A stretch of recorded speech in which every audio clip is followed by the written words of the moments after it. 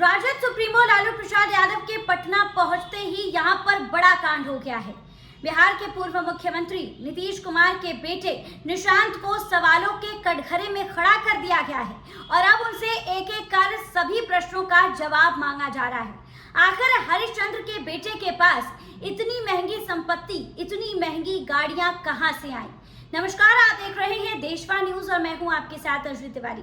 देखिए, एमएलसी चुनाव को लेकर 18 तारीख को मतदान होने वाले हैं और उसको लेकर जो है तमाम तस्वीरें विधानसभा से निकलकर सामने आई, जहां पर 8 जून को नॉमिनेशन का आखिरी दिन था।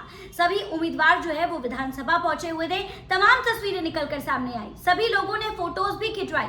लेकिन इसी बीच अगर बात की जाए बिहार के पूर्व मुख्यमंत्री नीतीश कुमार के बेटे निशांत की, तो निशांत भी अपने नाम का नॉमिनेशन करने के लिए विधानसभा पहुंचे हुए थे। देखिए, पत्रकारों ने उनसे बातचीत करने की कोशिश की, जिसके बाद निशांत ने उन प्रश्नों का जवाब भी दिया और उसके बाद देखिए निशांत ने नॉमिनेशन कर दिया और अब चर्चा जो है उनके नॉमिनेशन की हो रही है, क्योंकि नॉमिनेशन में जो उन्होंने अपनी कुल संपत्ति की जानकारी दी है वो चौंका देने वाली है। देखिए, निशांत के पास अभी से पहले आय का कोई स्रोत नहीं था। बिहार के पूर्व मुख्यमंत्री नीतीश कुमार सीएम की पोजीशन पर थे, लेकिन निशांत ने पार्टी जो है वो जनवरी के महीने में ज्वाइन की और उसके बाद देखिए, उसके बाद जो संपत्ति का आंकड़ा है उसको लेकर अब सियासत जो है वो शुरू हो चुकी है और अब इसी को लेकर राष्ट्रीय जनता दल की तरफ से एक पोस्ट किया गया है। इस पोस्ट को आप अपनी स्क्रीन पर देख सकते हैं, जिसमें इस बात का जिक्र है। लिखा गया है कि नीतीश कुमार के पुत्र निशांत ने अपने नॉमिनेशन के हलफनामे में अनेक प्रकार की करोड़ों की संपत्ति और दो महंगी गाड़ियों का जो जिक्र है वो किया है। उनकी आय का कोई स्रोत नहीं है, यानी नीतीश कुमार के बेटे निशांत के पास कोई नौकरी नहीं थी, किसी पद पर नहीं थे, यानी उनके पास इनकम और सोर्स कोई भी नहीं था।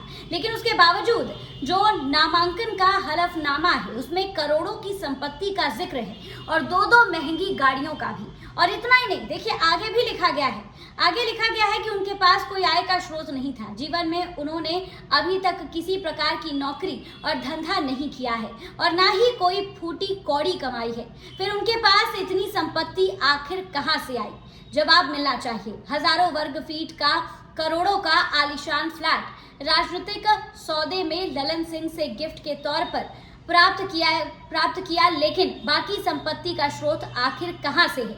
आखिर इतनी सारी संपत्ति कहां से आई, जबकि उनके पिता जो राजा हरिश्चंद्र के अवतार हैं, तो आखिर इतनी संपत्ति निशांत के पास कैसे आई? देखिए, इतना ही नहीं बल्कि इसके बाद भी कई तरीके के सवाल जो है वो पूछे जा रहे हैं। ताउम्र दूसरों पर दोषारोपण करने वाले नीतीश कुमार के भ्रष्टाचार का पर्दाफाश अब धीरे धीरे हो रहा है। देखिए, इस पोस्ट को राष्ट्रीय जनता दल के द्वारा साझा किया गया है, जिसमें नीतीश कुमार को राजा हरिश्चंद्र बताया गया है और यह भी कहा गया है कि आखिर उनके बेटे निशांत के पास इतनी महंगी संपत्ति कैसे आई। क्योंकि देखिए, 8 तारीख को नॉमिनेशन का आखिरी दिन था, जिसमें सभी उम्मीदवार विधानसभा पहुंचे हुए थे। इस बीच नीतीश कुमार के बेटे निशांत भी नजर आए, नॉमिनेशन किया और उसके बाद उनके नॉमिनेशन के हलफनामे में जो प्रॉपर्टी का जिक्र किया गया है, जो करोड़ों की संपत्ति का जिक्र किया गया है, अब उसको लेकर सियासत शुरू हुई है। क्योंकि देखिए, कहा जाता है कि नीतीश कुमार जो है वो भ्रष्टाचारी नहीं थे, राजा हरिश्चंद्र का दर्जा दिया जा रहा है, यानी कि वो बहुत ईमानदार थे। अगर ईमानदार व्यक्ति थे तो आखिर करोड़ों की संपत्ति उनके पास कैसे आई? इतनी महंगी महंगी गाड़ियां कैसे आई, जिसका जिक्र उन्हीं के बेटे निशांत अपने हलफनामे में करते हुए नजर आ रहे हैं। और अब इसे लेकर जो राष्ट्रीय जनता दल है वो सरकार से और लोगों से सवाल पूछना चाहती है, क्योंकि देखिए, उन लोगों का कहना है कि हरा गमछा और राष्ट्रीय जनता दल की सिक्योरिटी कम करना, लालू प्रसाद यादव, राबड़ी देवी का बंगला खाली कराना, इन सभी चीजों पर सियासत जो है वो लगातार की जा रही है। लेकिन चर्चा इस बात की क्यों नहीं हो रही है कि निशांत के पास इतनी प्रॉपर्टी कैसे आई, नीतीश कुमार के पास इतनी प्रॉपर्टी कैसे आई, उन्होंने इतनी प्रॉपर्टी आखिर कब बनाई? और उसके बाद उन्होंने आखिरी में ये भी लिखा है कि नीतीश कुमार की पोल जो है वो धीरे धीरे खुल रही है। इस वीडियो पर आपकी क्या कुछ राय है, हमें कमेंट के माध्यम से जरूर साझा करें और ऐसी ही तमाम खबरों के लिए हमारे साथ बने रहें देशवा न्यूज पर।